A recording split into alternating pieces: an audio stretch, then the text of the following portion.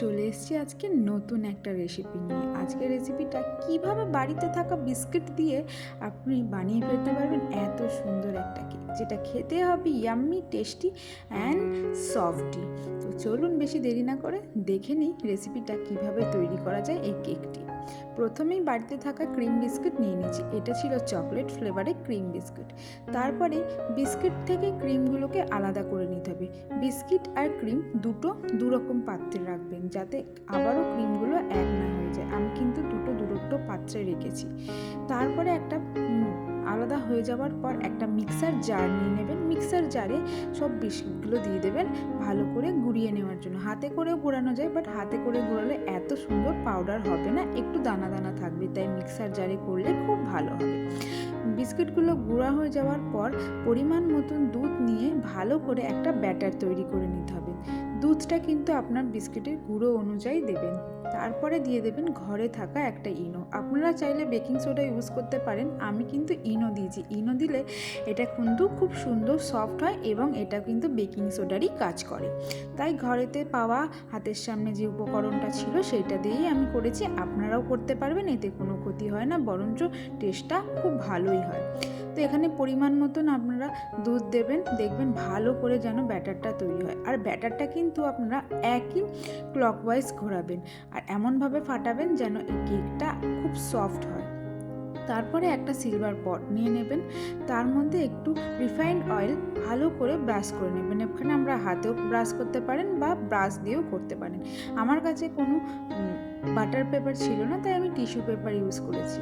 তারপরে ভালো করে কেকের যে ব্যাটারটা বানিয়েছিলাম সেই ব্যাটারটা তার মধ্যে বসিয়ে দিতে হবে।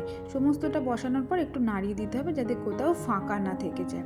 ভালো করে নাড়ানো হয়ে গেলে আশেপাশে টিস্যু পেপারগুলো আপনারা চাইলে ছিঁড়ে দিতে পারেন। এরপরে কড়াইয়ের মধ্যে একটা স্ট্যান্ড বসিয়ে কেকটা দিয়ে লো ফ্লেমে কিছুক্ষণ বেক করে নেবেন।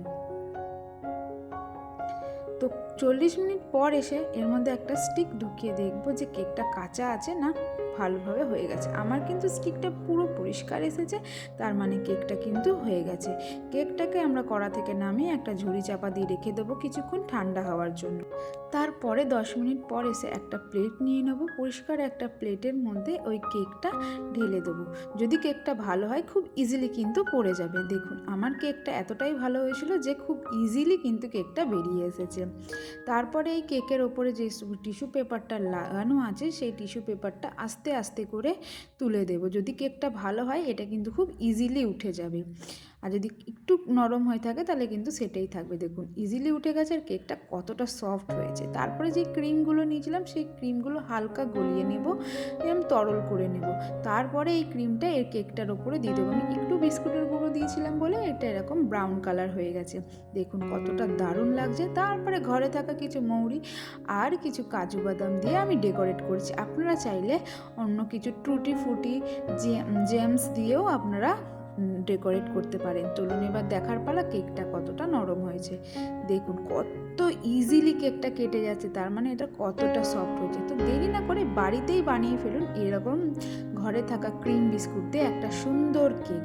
আর অবশ্যই ভিডিওটা ভালো লাগলে লাইক কমেন্ট শেয়ার করে চ্যানেলটা সাবস্ক্রাইব করে বেল আইকন প্রেস করে তবেই যাবেন। টাটা, দেখা হচ্ছে নতুন কোনো রেসিপির সাথে। বাই।